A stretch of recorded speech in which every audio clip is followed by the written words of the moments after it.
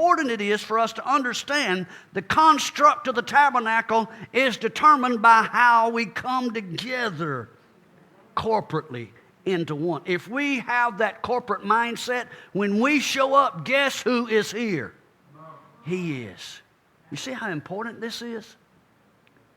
And he begins to give you, not only here in this Torah portion, he begins to outline how he wants the tabernacle constructed and how it's furnished. And if you will look at it, it's talking about our relationship as the bride who's to minister to the husband. And he begins to give you some very intimate details about how, as we approach one another, there's an atmosphere created so that the two can be formed into that one image. And when the two of us come together, we are the epitome of Yahweh himself. You hear me? Genesis chapter 2, verse 23 begins to lay this out. This is very powerful. Now, I know this Torah portion begins in Exodus chapter 21, verse 1 through chapter 27, verse 21. The title of it is Terumah, Exodus 25, verse 1 through 27, verse 21. The title of the Torah portion is Terumah. That word in Hebrew means offering, like a heave offering, a lifted up offering. And of course, that should automatically make you think of Messiah, who was the lifted up one, right? Well, here, when he's talking about you bring me an offering, a terumah, this is what he's talking about. Wherever you go, you should be lifting him up. And what did he say would happen if we lift him up? He would draw all men. So when the wilderness tabernacle was lifted up, no, that's a construction term. If we go outside and we're going to raise a building, we lift a building up, it means we begin to construct it. As we construct the tabernacle, guess what? People come. If we lift him up, people are drawn to the tabernacle. Well, that's what the pattern is in the natural that he's trying to show you here in this particular Torah portion. Are you in Genesis chapter 2 yet? It's still in the front of the book. Brashit, in the beginning. Let's read verse 21. Start with verse 21. And Yahweh caused a deep sleep. Some of y'all think that's probably when Adam had his best work. And Yahweh caused a deep sleep to fall upon Adam, and he slept, and he took one of his ribs and closed up the flesh instead thereof. And the rib which Yahweh had taken from him, he made a woman. The word made here is the word banah in Hebrew. And that word banah means to begin to build as one would begin to build a family name. That was the intent when Brenda and I got married. Our intent was to build a family name. Well, that's the intent of Yahweh. When he made woman, his intent was to build a family name. Whose family name you think he was going to be building? His own. Now, and he brought her unto the man, and Adam said, this is now. Now, stop just a second. You need to pay attention when you start looking at the language, even in the English here. This is important because the way that he says it is very impersonal, because he's referencing the woman, and when speaking to her, rather than saying she, he says this. Even in the Hebrew, the word she in Hebrew is the word he. It's a feminine pronoun, he. She is he. Are you with me? Even in the Hebrew, rather than referring to her in the personal form, he says zot, this. Very impersonal. And you have to ask yourself, now, this is the epitome of Yahweh's creation, the crowning achievement. And he's referring to her in an impersonal term? Well, not exactly. Let's look a little further. This is now bone of my bones and flesh of my flesh. She shall be. Why is she going to be called woman? Because she's bone of his bones and flesh of his flesh. You need to be able to qualify this. She's called woman then because she was taken out of man. And then he goes a little further. Therefore, or because of that, shall a man leave his father and his mother, and they shall cleave unto his, and he shall cleave unto his wife, and they shall be one flesh. Now, I want to break these phrases down here in the Hebrew language, if you'll indulge me for a few moments, beginning with the first portion of this phrase where Adam says regarding this. Now, you'd almost want to take exception to that because it does sound very abstract, almost informal. This, Well, it's almost like it's being a denigrating term, this. And he says, regarding his wife, he says, this, rather than she, or calling her by her name. This is now bone of my bones. The phrase in Hebrew is etzem ma'etzmi. Etzem ma'etzmi. Turn to your neighbor and tell him, etzem ma'etzmi. Bone of my bones. Now, this is important. We've looked before at the numerical value of certain Hebrew phrases and letters, and we found that when you start looking at them, it also adds clarity to the language itself. Well, the numerical value of that phrase, etzem ma'etzmi, bone of my bones, is the number 450. How did I arrive at that? Well, you look at each individual letter, the ayin, the zadi, the mem, and the yod. When you start looking at each one of those, the ayin is 70, the zadi I think is 90, mem is 40, and yod is 10. And once you start adding them up, then the final tally is 450. It just so happens, this is important, the numerical value of this word is the same as another word that you just saw if you read Genesis chapter 1. And it's Strong's number 1823. The word is demut, which means likeness. When Yahweh said regarding the Adam, let us build man in our image and in our likeness. Are you with me? Well, the word for likeness there is demut.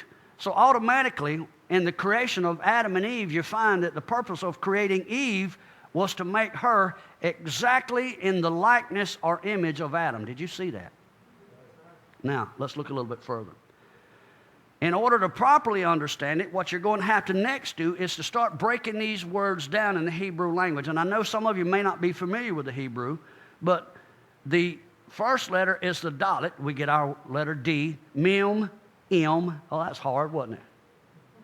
The vav there would be a V sound, then the tav would have a T sound. It's not hard. And the more you do it, the more you get accustomed to this understanding. Well, if you break the word demut down, you'll see initially you have the dalet mem, and it forms a word like dm, dam. And dam in Hebrew is the word for blood. And so when you start looking at the relationship between the husband and wife, there's a connection here to blood. Are you with me? And if you look at the latter part of the word, ot, that's the Hebrew word for sign, signal, mark, or memorial. And so basically when Yahweh says, I want to create them in our image and likeness, and then he says that this woman Eve, bone of my bone, etzem ma'etzmi, if she's created in that demut image, then there's something regarding a blood oath or a blood covenant taking place. Do you know that blood covenants cannot be broken except upon the penalty of death? Do you realize that the Messiah had to die because Adam and Eve broke a blood covenant? Are you following me? Now, there's another side to these words as well. If you take that mem, vav, and tav, remember this word right here, mem, then you have, well, let's look here, mem, vav, and tav. Leave the front letter off, the D, dalet. The mem, vav, and tav, when you put them together, they spell a word in Hebrew, and that word is mut. And that word means to die, to kill, to put something to death, to execute it. Well, again, you have the letter dalet in front of it right here. The picture of the dalet is one of a door. Isn't that neat how the English even substantiates that? D, dalet, door. So when you look at this word demut, regarding the relationship between Yahweh's creation known as Adam, and then subsequently the pattern in the earth of the husband and the bride, it tells you that there's something regarding a blood oath between the two. But it also tells you that there is a potential here for this relationship to become a doorway of death. And that's exactly what happened. The relationship between Adam and Eve, because they failed, it opened up a doorway for death to enter into the world. You should be familiar with Romans chapter 5, verse 12. For by one man sin entered into the world. How? Through that doorway of death. And death by sin. However, verse 19 also tells you that not only was it the doorway of death, but it opened up the doorway so that the Messiah could die. And because of that, many, through that one's obedience, many were made righteous in verse 19 of Romans chapter 5. And that's seen in the phrase, etzem me'etz me, bone of my bones. Can y'all see that? You're seeing it now, if not for the first time. This doorway that we're talking about here, when the man and his wife are brought together, and the wife is declared over that she was bone of his bones, it's in effect saying that there's a doorway set in front of us now. And that was exactly what was being conveyed in the creation of Adam and Eve. They became a doorway in the earth, and it would, because of that doorway, it would be through them, that vehicle that they provided, because they compromised their relationship, that death entered into the world. But it also would be the doorway, that same relationship, for the Messiah to enter into the world as well. That's not hard to see, is it? Smile and nod. Say, no, sir, it's not hard to see. And we'll move along, okay? Now, by the way, Adam understood the ramifications of what took place between Adam and Eve and the serpent. If you go back and read 1 Timothy 2:14, you'll find that Adam was not deceived, Eve was. Do you understand what was just said? Adam is a shadow picture of Messiah. Adam understood the consequences. How did he know what was going to happen? The Father had already spoke to him about his redemption plan back in Genesis chapter 1 and told him that there was going to be an encounter and that they would compromise. I believe with all my heart. He told him that. And I believe that he also told Adam that his Redeemer would come. And well, you find Eve, what does she do? She compromises. Eve instantaneously dies spiritually. He always says, in the day that you eat of the fruit of the tree of the knowledge of good and evil, you shall surely die. Well, that took place. Well, Adam knows that in order for her to live again, someone has to die. So he takes of the fruit and dies. He intentionally dies for his bride. Did you hear what I just said? Well, that's a shadow picture of Messiah. Messiah intentionally died for his bride. Now, as I said earlier, there's an interesting and very peculiar thing that takes place here, and we were just addressing that. And it's when it's seen in that very same verse, when referring to Eve, rather than using the feminine Hebrew pronoun he for she, the word zot, Strong's number 2063, is used right there. Now, the word zot has a gematria, a numerical value of 404. And it just so happens when you see the word zot that it is the irregular form of the Hebrew word zeh. Both of them can mean this. But the interesting thing is that the word zeh here is also the word used in Hebrew for lamb. Are y'all seeing a pattern begin to develop here? We just talked about the doorway of death and that their relationship become a doorway in the earth. Well, now you begin to see that Yahweh hasn't left you alone, because when he's referring to the Eve, he's saying even though she compromised, you listen to me now, that something regarding her and this lamb would take place.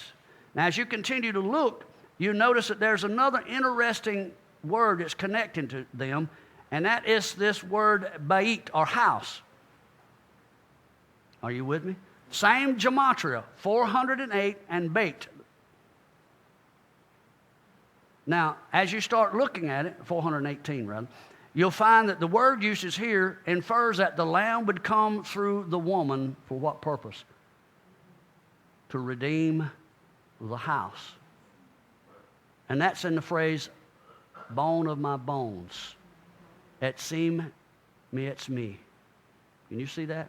Let's look a little bit further. Are y'all getting any of it?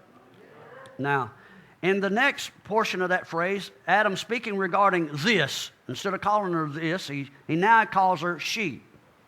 He says, she shall be called woman. Why? Because she was taken out of man. We're going to get back to the foundation of the tabernacle in Exodus 25, if you'll just hold on for a few minutes.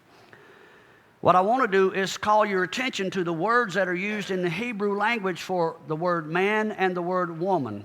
And I don't know how much time do I have on this side. I got 30 seconds. Man, I can't do much in 30 seconds. Can y'all hold on till we get to the other side of the CD? Are y'all enjoying any of it? Yeah. Thank you for listening. We'll tune in track 2 in just a second. Can y'all hold on? Thank you for tuning back in. We're looking at this weekly Torah portion called Terumah. In the Hebrew, it means offering, the heave offering. I'm sure you're probably familiar with it. But before we could get started, we established the fact that the tabernacle was laid out in the form of a man. And what you see is the man is being built